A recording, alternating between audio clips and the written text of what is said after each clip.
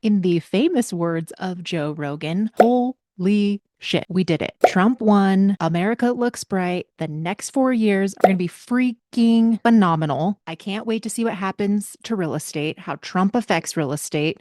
We're going to go over some of what he has proposed. He's got five main things that he's proposed. I'll kind of break that down. How does that affect Park City? This is the area that I serve, the Wasatch Back, and what he's saying. And if he comes true with these promises. But first, I think it's important to address the man knows how to run the country. The second that he has announced the winner, what happens to the stock market today? It is soaring, taking off. Bitcoin is also soaring. It's at $75,000 the last time I checked. I own a wee bit of Bitcoin, not a lot, because I don't like to be that risky. And I think everybody can just sleep a little better at night. Everybody feels like, oh my gosh, the world's not going to end. Like, we at least even love him or hate the man. Like, he earned it fair and square. He worked his butt off. He deserves it. He deserves it. His family deserves it. I'm not going to make this a political rant. I'm just going to say that I think he's really good for our country. He's really good for housing. He's really good for the economy, and he's going to be a great leader. And I think we've all won, no matter if you love him or hate him. I think you will see that everybody's going to win here. And I believe, even though he's hoping to lower interest rates, I think interest rates will generally come down. I don't think they're going to come down till 2025, though. We're kind of in this weird market here in Park City. It's a little slow, like not a little slow, a lot slow. However, there's been a lot more things pending and closing. And now that things are pending and closing, we're not listing properties as fast because people just don't want to bring their properties to the market in the winter season. So we tend to see that inventory drop. And so now we're starting to lose inventory a little bit. Now things are starting to pend and close. So it's starting to get absorbed. So now our inventory is getting tight again. That's not good for lowering housing prices. And I don't ever think that Park City's prices are really going to go down. I haven't seen them insanely drop, right? There's a lot of sellers who overprice and they go 200K to 500K over, and then they end up really actually selling for what they're worth. And we're not having 20% appreciation here anymore. It's 6% each year almost. So I think people just need to be a little bit more realistic with their prices, and their houses won't sit on the market for as long. I also think that here in Park City, we're a little bit weird because homes that are older and that are dated and that are not fixed up tend to really sit on the market a long time unless they're really priced well in a good location. But for instance, there's a lot of great houses in my neighborhood that have been sitting on the market for quite some time. And they're not the new fancy schmancy, updated, modern, contemporary house. They're, 90s, 2000.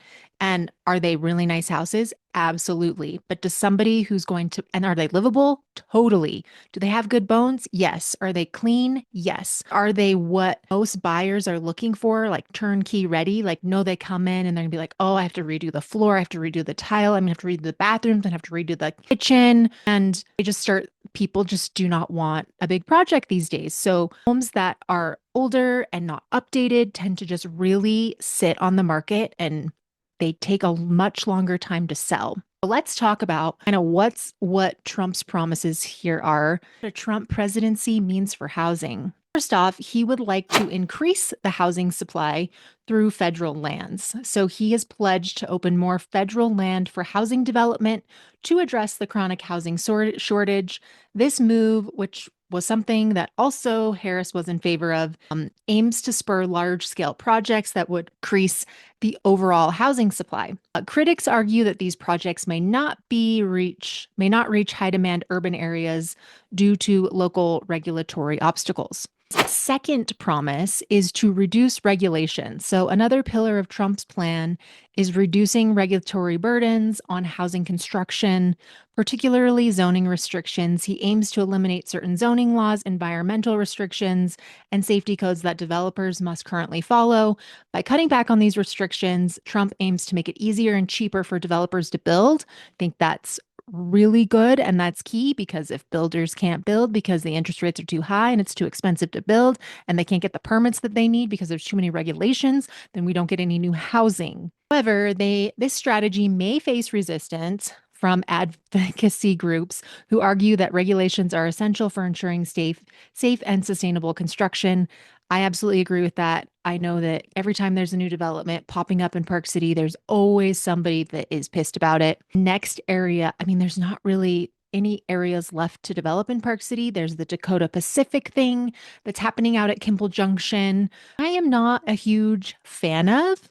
However, I also don't know much about it. And maybe if I educated myself a little bit more, I would have a different opinion about it. But everything is really kind of happening in the Heber, Nell, Camas, and I think the next up and coming area is going to be the Colville area. I think that's going to be kind of the next area that people focus on for development. Immigration policies and housing costs. So Trump links immigration with housing costs, arguing that undocumented immigrants place additional demand on housing market, which drives up prices. I agree with that. One of his proposed policies includes banning mortgage access for undocumented immigrants, with the claim that limiting such financial services would make more housing available for citizens and legal residences. Supporting first-time homebuyers. His campaign mentioned plans to provide targeted support to first-time homebuyers through support could take the form of tax credits for down payments or relaxed lending terms for first-time homebuyers. I think that's great.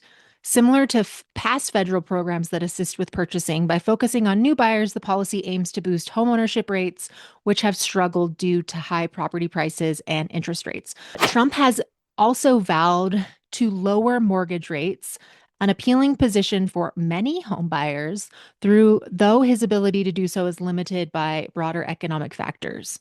While the president does not control interest rates directly, Trump has suggested that his economic policies would eventually drive down mortgage rates.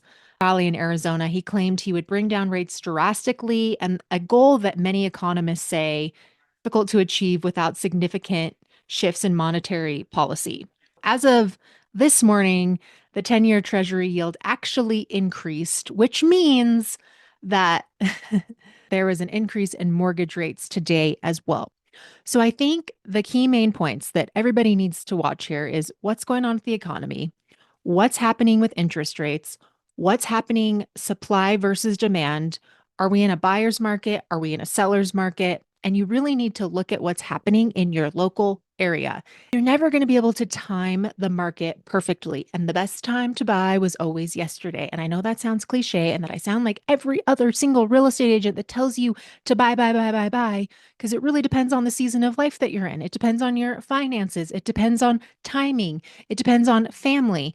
People move to Park City and the Wasatch back because they want the lifestyle. Said before, my husband and I prefer we'll totally live in a super 90s house that we can update over time. It's close to the ski area, right? I'm 5 minutes from Canyons Village. I can walk there in 10 minutes. I can drive there in 5. I'm literally right behind the Waldorf Hotel. And, we're fine with that. Where most people who are like, there's been kind of a definite boom in new construction and people wanting like brand new houses. That's really, really hard to find in Park City. You're going to have to go more to the Silver Creek area. You're going to have to go out to Jordanelle, to Hideout, to Heber, to even Camas. But then that puts you far away. Like it's a bit of a drive. I would say Jordanelle is your best bet, but see more people who are retired, empty nesters, second homeowners, vacation homeowners living out in those areas, because Jordanelle is essentially becoming like the next resort area.